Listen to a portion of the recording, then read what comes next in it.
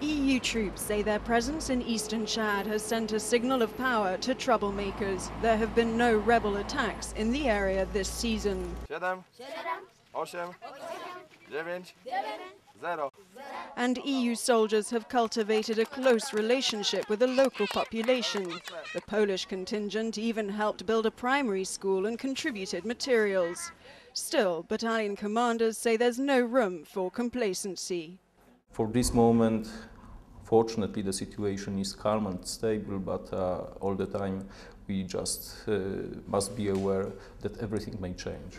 It's a volatile situation. Just kilometers from war-torn Darfur, several 100,000 refugees and displaced people live in makeshift camps protected by Chadian police and the international force. The presence of EU peacekeepers may have kept rebels and bandits at bay, but the camps hold their own dangers. Darfuri rebels operate within them, recruiting fighters for their cause. The Chadian police say the biggest problem is getting rebels who visit the camps to disarm. We try and make contact with the rebels' chief and talk with him. Look, over there, the rebels are arriving now in their vehicles.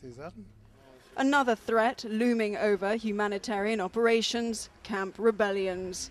At Amnabak, UN aid workers were forced to pull out until the refugees themselves agreed to improve camp security. During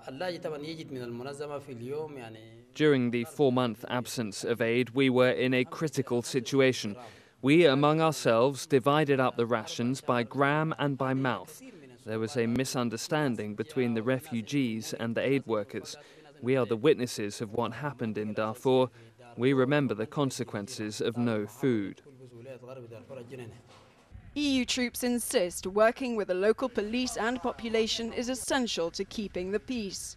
But they say only the Chadian government can tackle root problems such as banditry and the lack of rule of law.